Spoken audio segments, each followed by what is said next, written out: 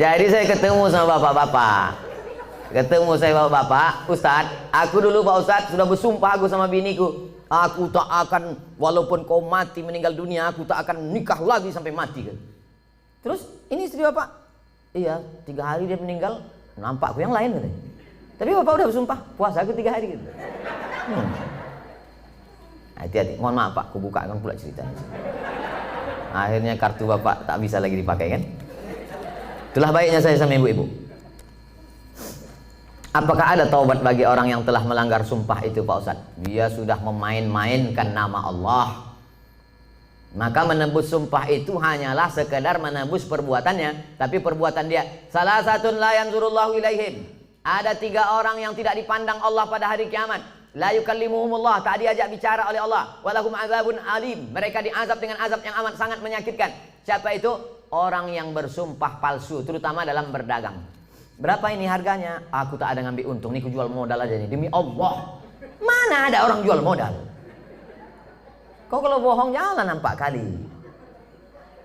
Tak ada orang jual modal, pasti dia ngambil untung. Udahlah bohong, mau melakukan barang, itu tak dipandang Allah, tak dilihat Allah pada hari kiamat. Apalagi yang bersumpah-sumpah itu, pakai Quran pula tuh di atas. Saya bersumpah akan menjadi PNS, bersedia ditempatkan di seluruh Indonesia dari Sabang sampai Papua, bersedia. 3 hari tempat sana, balik ngurus surat pindah. La ilaha illallah. Mudah-mudahan yang sudah bersumpah nih taubatnya diterima Allah SWT. Banyak juga.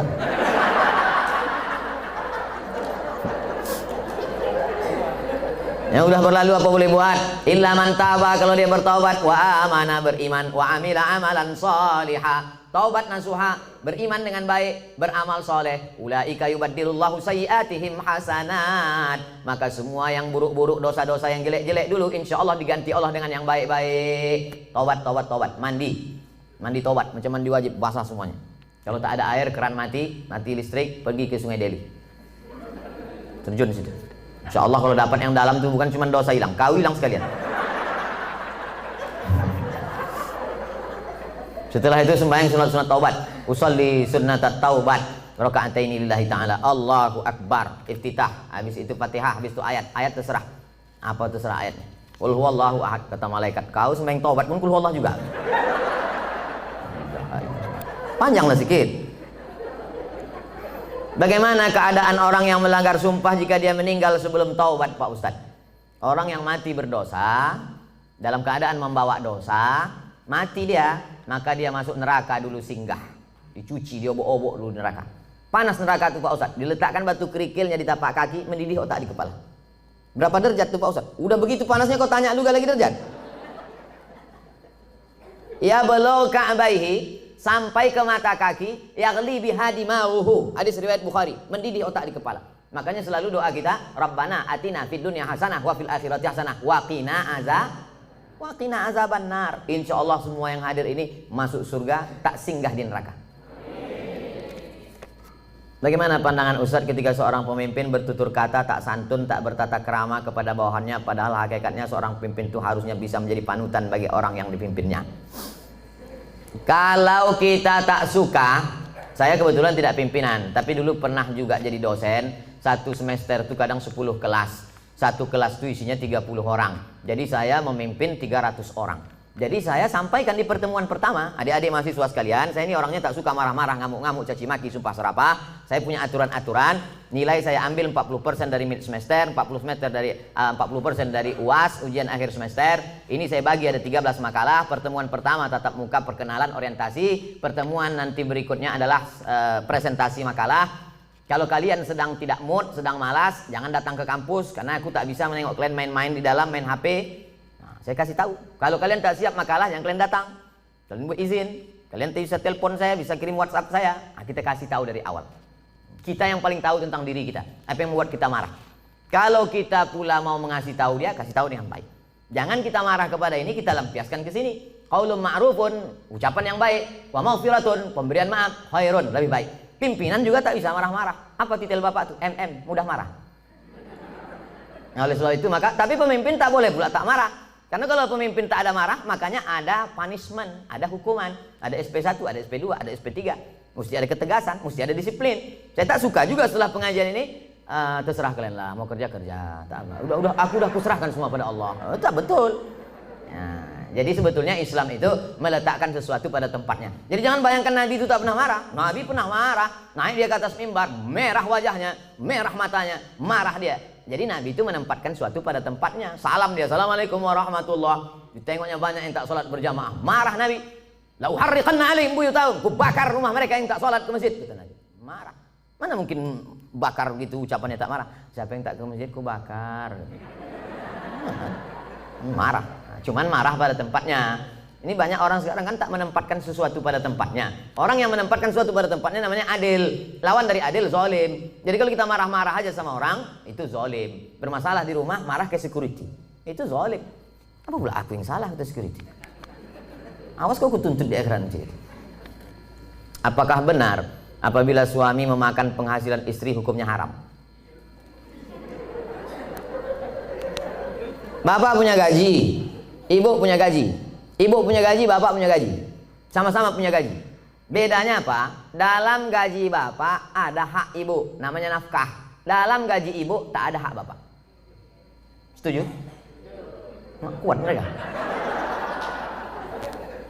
Dalam gaji bapak sama-sama bergaji 5 juta. Bapak 5 juta, ibu 5 juta. Dalam gaji bapak itu ada hak ibu. 5 hak ibu. Pertama makan, kedua pakaian, ketiga tempat tinggal, keempat pendidikan, 5 perhatian. Hak ibu, kewajiban bapak.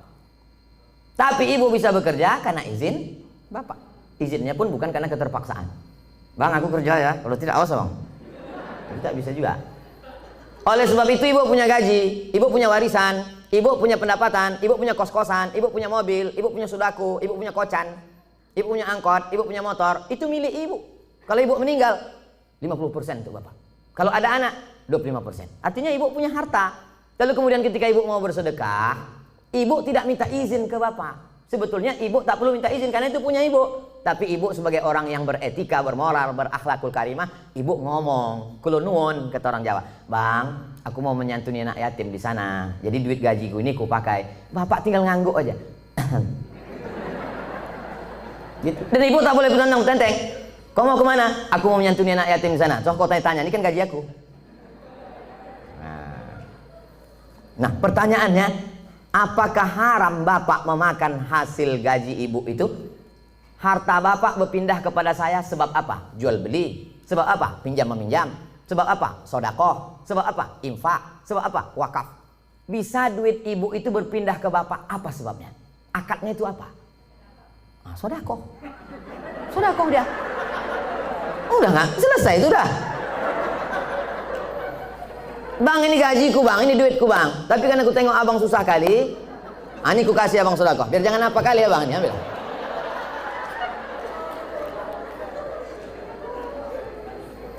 Assalamualaikum Ustaz. Semoga Ustaz sehat-sehat. Amin. Mau tanya Ustaz, apa hukumnya orang tua yang tidak mengakikahkan anaknya? Apakah masih bisa apa hukumnya orang tua tak mengakikahkan anaknya? Kullu mauludin, setiap anak yang lahir rohinatun, tergadai. Jadi kalau mobil kita tergadai, STNK BPKB kita gadaikan, setelah ada duit kita tebus. Maka anak kita ini tergadai. Bagaimana cara menebusnya? Tulbahu anhu yauma sabi'ihi. Sembelihkan kambing hari ke-7. Yuhlaku, cukurkan rambutnya. Wa yusama, kasih nama. Nama yang baik-baik. Siapa nama anak kau? Alan Nuari. Kenapa itu kau kasih? Lahir di jalan bulan Januari.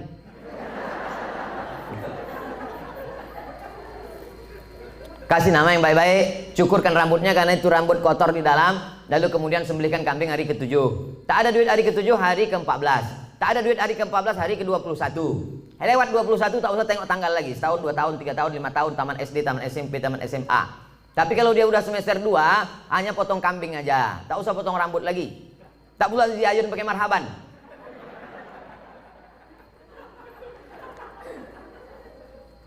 Apakah masih bisa diakikahkan setelah anak itu sudah besar Pak Ustadz? Jangankan anak itu, bapak ibu balik ke rumah nanti tanya emak sama ayah, ada tak diakikahkan? Kalau tak ada diakikahkannya, besok pagi beli kambing, boleh akikah. Akikah saja. Yang pula cukur rambut, begundul semua pegawai besok.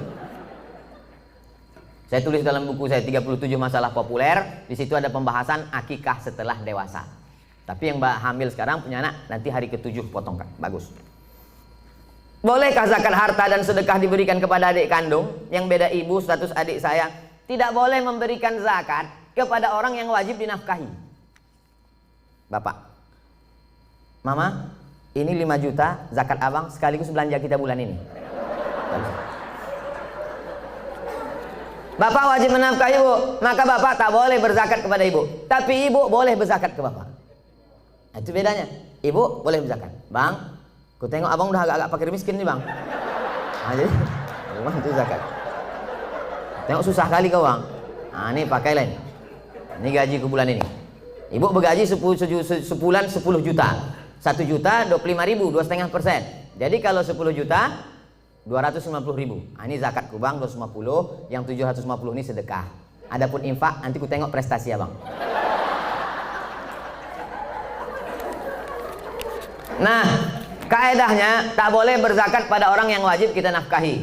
Tak boleh berzakat kepada anak, karena anak itu wajib kita nafkahi. Nah, sekarang adik, apakah adik itu wajib kita nafkahi? Tidak.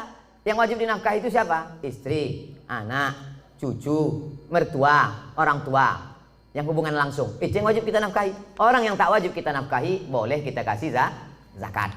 Kalau kita bersedekah pada orang jauh, nilainya 1 sedekah. Tapi kalau kita bersedekah pada orang dekat, nilainya 2. 1 sedekah, 1 lagi silaturahim. Tapi banyak orang tak mau sedekah ke keluarga dekat. Kalau sedekah sama orang lain, kok kenapa tak sedekah sama saudara? Payah saudara nih Pak Ustadz, dikasih sikit-sikit kali katanya. Bagaimana menghadapi suami yang berselingkuh?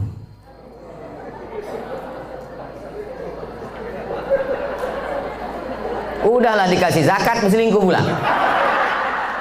Ilaha illallah. Parah kali orang Medan ya. Ibu punya wali 6 orang. Jadi bukan ibu memanggil bapak itu dengan membawa centong sini bang, bukan gitu. Ibu punya wali 6 orang. Pertama ayah, yang kedua atuk opung, yang kedua abang ayah, yang ketiga adik ayah, yang keempat abang. Yang pertama ayah, yang kedua datuk opung, yang ketiga abang, yang keempat adik laki-laki, yang kelima abang ayah, yang keenam adik ayah. 6 wali ibu itulah yang menyelesaikan ini. Maka dipanggilnya lah, setan sini kau sebentar. Orang berselingkuh itu mesti gitu manggilnya. Tak pula kita panggil, kepada menantu kami silakan datang. Naiklah tengkuk dia. Kalau ada yang polisi, tentara situ, cabutkan pistol, letakkan di atas meja tuh, pang, letakkan. Biar tahu dia. Walaupun tak ada pelornya. Ku dengar kau udah selingkuh. Kemarin tertangkap screenshot SMS. Ini dia kan, ini foto perempuan tuh kan. Kau jangan macam-macam. Kau berhenti selingkuh. Kalau kau tak berhenti, nah, jadi kasih dia mop, di mop dia sikit. Nah, habis itu berhenti. Iya pak, aku stop nih. Ada berhenti dia. Tinggal lagi ibu. Mau ibu menerima barang second nih?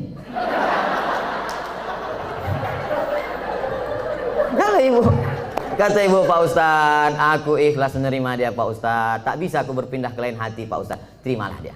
Tapi jangan sampai mulut ibu berkata bisa, tapi hati ibu tidak. Itu bahaya. Lain di mulut, lain di hati.